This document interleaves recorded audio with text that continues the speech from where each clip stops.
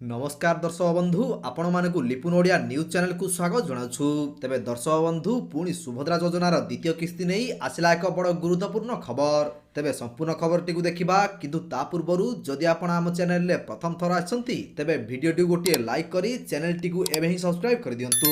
पाखर आसुथिबा bell icon को press कर रखंतु, जहा फल रे एभली सरकारक नुवा नुवा योजना भित्तिक वीडियो सर्वप्रथमे पाई परिबे। तेबे चलंतु संपूर्ण खबर ऊपर नजर पकाइबा। मोहन सरकारक दशहरा भेटी सुभद्रा योजना को नहीं बड़ खबर देले मोहन सरकार। पुणी थरे मिलिया जाउछि सुभद्रा टंका। महिला खाता को जीव सुभद्रा योजनार द्वितीय किस्ती। पुणी लक्ष लक्ष महिला हेबे खुशी।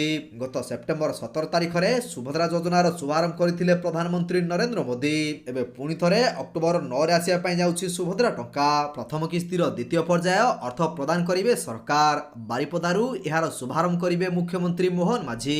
अक्टोबर 9 तारिख अर्थात दशहरा रे महिला अकाउंट को टंका पठाइबे राज्य सरकार। एने पूर्व घोषणा कर सारी उपमुख्यमंत्री प्रभाती परिडा। से कहिसंती प्राय 40 लाख हिताधिकारी अकाउंट को यही टंका जीव। अक्टोबर 7 जाए पंजीकरण करथिले मिलिबो एही अर्थ। अक्टोबर 9 रे मिलिबो सुभद्रा योजनार द्वितीय पर्याय टंका। तेबे एथर बारिपदारू सुभद्रा प्रथम किस्तीर द्वितीय पर्याय टंका बांटिबे मुख्यमंत्री। एही घोषणा करिसंती उपमुख्यमंत्री प्रभाती परिडा। तेबे वर्तमान पर्यंत 97 लाख रु अधिक हिताधिकारी पंजीकरण कर सारिसंती। कोटिएरु अधिक हिताधिकारी को दियाजिबो एही सुभद्रा टंका। सरकार सबु योग्य हिताधिकारी को सुभद्रा टंका देबाकू प्रतिश्रुतिबद्ध।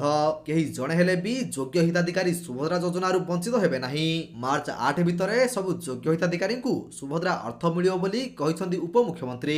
जो माने मार्च 8 भितरे प्रथम किस्ती न पाइबे सेमानकू दुईटी किस्तीर एकाबेले टंका मिलिबो। सुभद्रा योजना 400 पूरण पाई काम करुछंती सरकार। महिला को सशक्तिकरण, स्वाभिमान, सम्मान एवं समृद्ध करिबो एही योजना। योग्य हिताधिकारी को मिलिबो सुभद्रा टंका। एथिपाई केही व्यस्त हुंतु नाही कि अजथा भिड़ करंतु नाही। निज सुविधा अनुसार आवेदन करने को परामर्श देइछंती उपमुख्यमंत्री प्रभाती परिडा। पार्वण रे सुभद्रा टंका आसुथिबारु एहाकु नै खुशी व्यक्त करिसंती। तेबे प्रथम पर्याय रे 25 लाख हिताधिकारी को मिली सारिछि सुभद्रा टंका।